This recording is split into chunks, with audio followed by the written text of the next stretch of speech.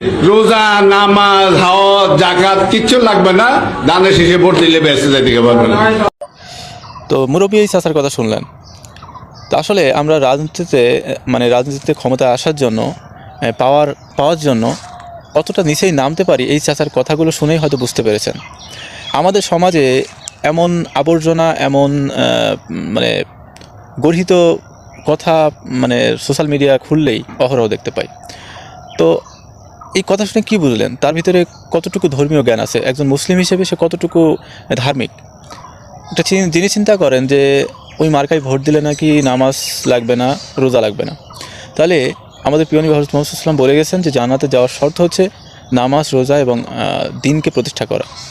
আর উনি এই মহানবী সাল্লাল্লাহু আলাইহি ওয়াসাল্লামের কথাকে উড়িয়ে দিয়ে নিজের কথা প্রতিষ্ঠা করলেন। তাহলে হিসাব করেন যে কতটা নিকৃষ্ট এইসব মানুষগুলো। যদি ক্ষমতায় আসে, এইসব মানুষগুলো ক্ষমতায় আসে, তাহলে দেশটা কী করবে, সমাজটা কী করবে? নিজের রাজত্ব কায়েম করবে এবং নিজের কথাগুলো প্রতিষ্ঠা করবে সমাজে। তো আমি আশা করি যে বাংলার জনগণ আগের থেকে অনেক সচেতন এবং তারা বোঝে যে কোনটা ভালো, কোনটা মন্দ, কাকে নির্বাচিত করা উচিত, কাকে নির্বাচিত করা উচিত নয়, কে যোগ্য, কে অযোগ্য, এটা বোঝার ক্ষমতা এখন ম্যাক্সিমাম সবারই হয়েছে। তো আশা করি এবারকার নির্বাচন 2026-এর নির্বাচনটা হবে অন্যরকম।